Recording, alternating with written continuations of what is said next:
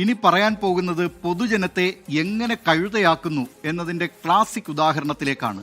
ഈ നാട്ടുകാർ ഇന്നേ വരെ കാണാത്തൊരു സാധനം 1.5 കോടി രൂപ മുടക്കി നവീകരിച്ച നീന്തൽക്കുളത്തിന്റെ വിശേഷത്തിലേക്കാണ് പോകുന്നത്. ആയിക്കോട്ടെ, ഇന്ന് നമുക്ക് ഇവിടെ തന്നെ കൂടാ, എല്ലാം അറിഞ്ഞിട്ട് തന്നെ കാര്യം. തിരുവനന്തപുരം നഗരസഭയിലെ പേരൂർക്കട വാർഡിലെ മണ്ണാമൂലയിലാണുള്ളത്.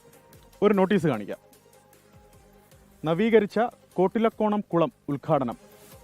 മുഖ്യമന്ത്രി, മേയർ, MLA, ഡെപ്യൂട്ടി മേയറുടെയൊക്കെ ചിരിക്കുന്ന പടങ്ങളുണ്ട്. ഉറക്കം വരുന്നു. ഈ ഒരു ഉദ്ഘാടന ഒരു നോട്ടീസാണ്. അതിനുള്ളിൽ തന്നെ പറയുന്നുണ്ട്, പേരൂർക്കട വാർഡിൽ കോട്ടിലക്കോണം കുളത്തിന്റെ നവീകരണം പൂർത്തീകരിച്ചിട്ടുണ്ട്. ഇരുവശവും ചുറ്റുമതിൽ സ്ഥാപിച്ച് ഇന്റർലോക്കിട്ട നടപ്പാതയും ഉൾപ്പെടുത്തി നീന്തൽ പരിശീലനം നടത്തുന്നതിനാവശ്യമായ സജ്ജീകരണങ്ങൾ നടത്തി. വെറും വാഗ്ദാനം കിട്ടുകയില്ല, അതുകൂടെ മനസ്സിലായില്ലേ? വരൂ.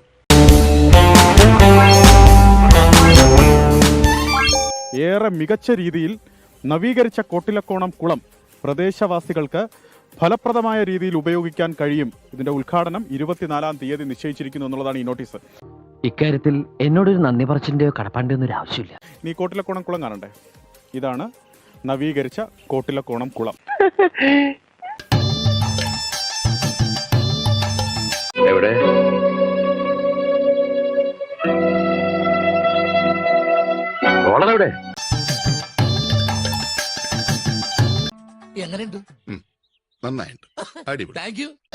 ഇനി ഈ കോട്ടിലക്കോണം നീന്തൽക്കുളം നവീകരിച്ചതിന് ചിലവായ തുക എത്രയെന്നറിയണ്ടേ?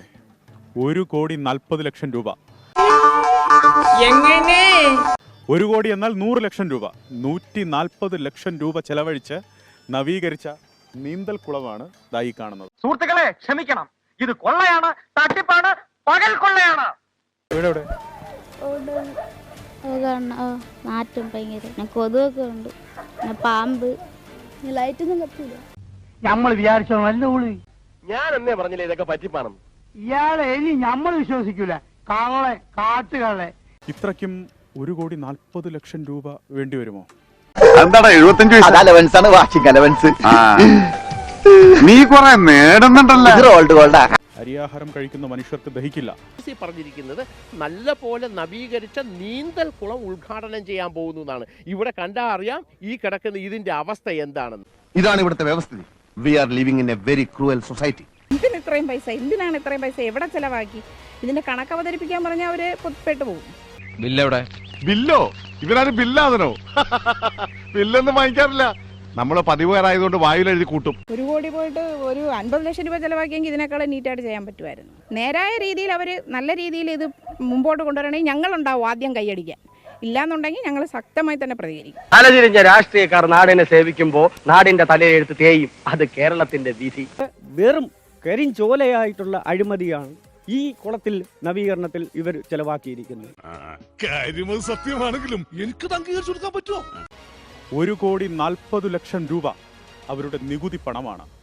ഇനി ഈ കുളം യഥാർത്ഥ നീന്തൽ കുളമാക്കിയിട്ട് ഇവിടെ നിന്ന് പോയാൽ മതി.